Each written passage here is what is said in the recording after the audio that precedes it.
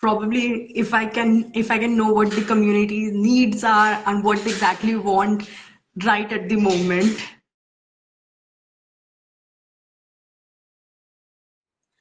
The fact that you're working with all the pieces of the program or say a project, so you know you have all the information, so you can be as creative and as innovative as possible. There's always a conflicting deadlines. Always. There are going to be I so think many conflicting deadlines. So you should know how to manage these deadlines. Yeah. Oh, I think for me is John Drace. I've always been inspired by his work. He has worked on some development issues, some challenging developmental issues, I must say. And his approach has been community led. And that's something has inspired me. That's something I would also like to get in my work.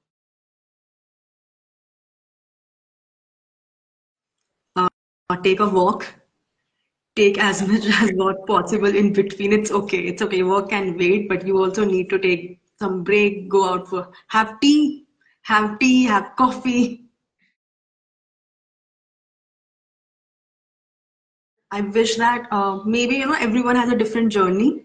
There's no point, there's no need to compete with anyone. You will reach where you have to reach. All you have to do is put in your hard work. And yeah, everyone is on a different journey. Everyone has a different needs. Everyone has a different wants. Everyone has a different end goal. uh, you work with Pradhan. So, can you tell us a little more about Pradhan and what does a day in life of a development professional in Pradhan looks like? So, okay, the Pradhan stands for Professional Assistance for Development Action. That's the name of the organization. It's a grassroots NGO and it works in the central part of India. The aim and the vision of the organization is to have an equitable society. For that, they work with most vulnerable and marginal communities, especially rural women. And the approach is through livelihood, through strengthening of collectives, and also ensuring they have access to and participation in different institutions at local level and also at district and state level. So Pradhan has also created some inspiring grassroots leaders.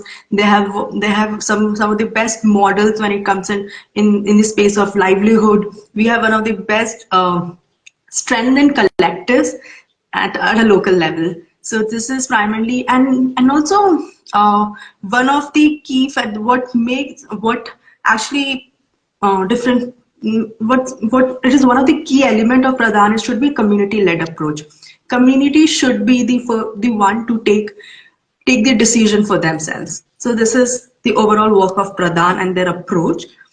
And what the day? Okay, so I will start with of a field team, like someone who's working with the field team, and field team is a team that works closely with the community.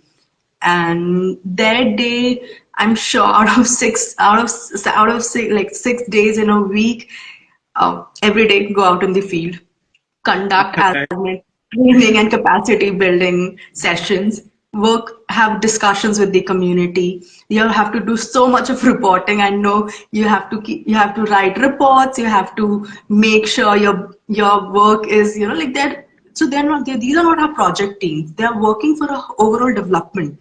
So they're part of different projects, different pieces.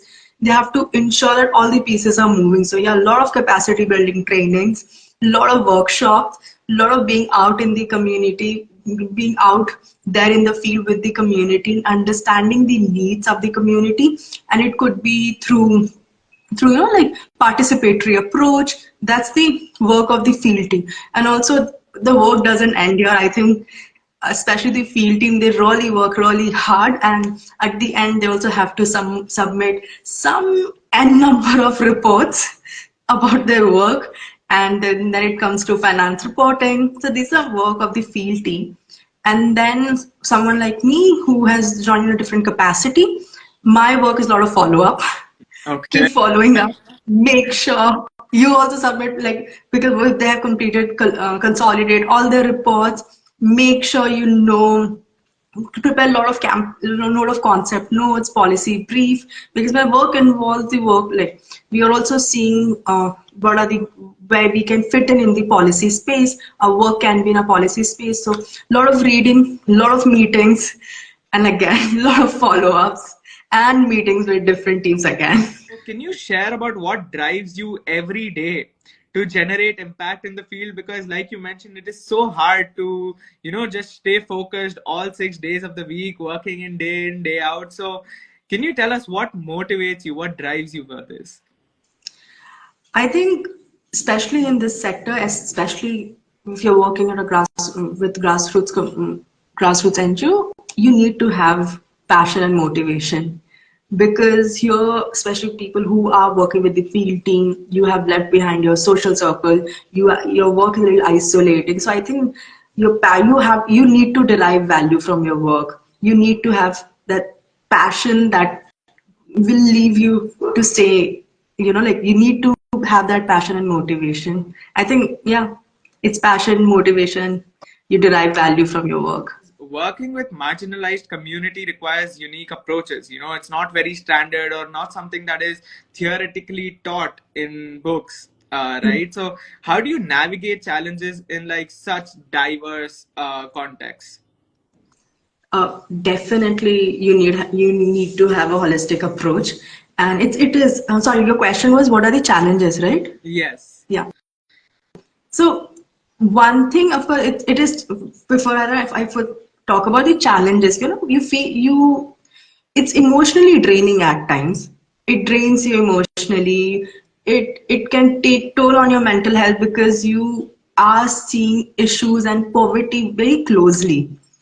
And I think one is definitely your work is very isolating at times, especially for the fielding that's working far off in a very remote location. Your work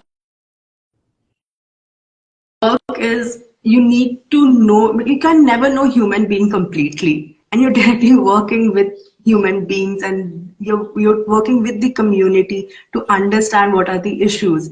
So sometimes you will feel you know everything, but you will never know. There's always something that is missing, that you have, like, there's the learning in the sector, and working with sector is never ending.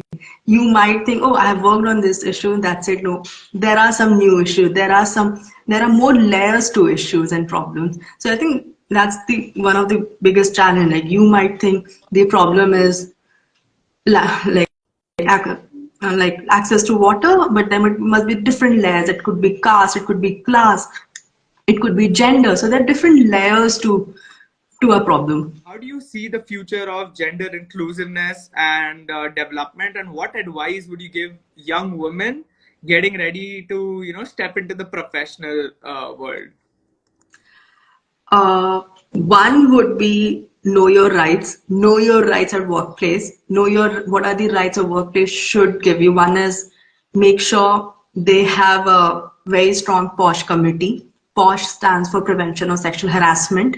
Make sure you should know about your rights. You should know what are, how can POSH protect you. Second is, be yourself. I mean, it's, be authentic, be yourself, and be open to take feedback. Find, you this one mistake we always do, that is, always we always think that learning can only come when we're working with a certain organization, but no, you have to step out of that whole notion. You can derive learning, you can derive other opportunities, you can derive also apart from your work. So make sure you have mentor, and mentor could be anyone, could be from your organization, could be anyone from, could be someone apart from your workplace. Keep learning, keep upskilling. I mean, this is something I think I would keep. And there is this, all, be assertive. You know it. I mean, there's always, especially women, they always question themselves every time they have to put across their point. They always have this, they always think, yo, am I right? Don't question yourself, just say it. And this is something this is a piece of advice which I give to everyone. make sure your value aligned with the organization you're working with. Make sure they also have the similar goal and interest.